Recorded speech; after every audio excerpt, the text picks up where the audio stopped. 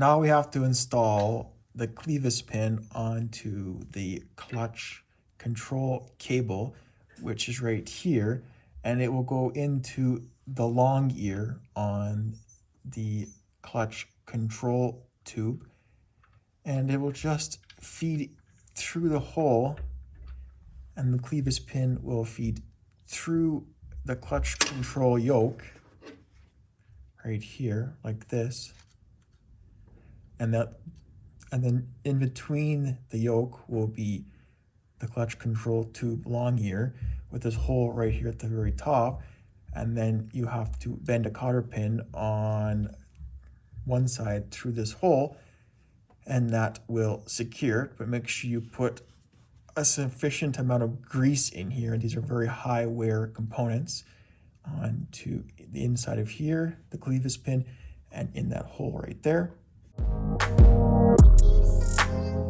Also grease up this yoke in between and all the holes.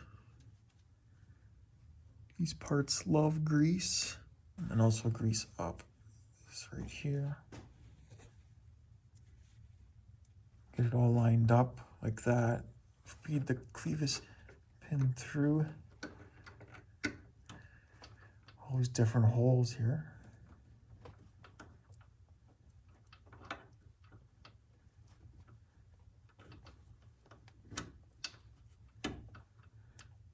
So you can see it went through everything nicely.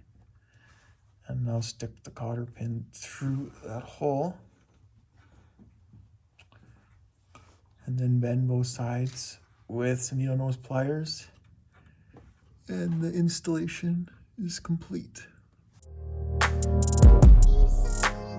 As you can see, the cotter pin is installed to the clutch control cable onto the clutch control tube here, and the installation of this component is done.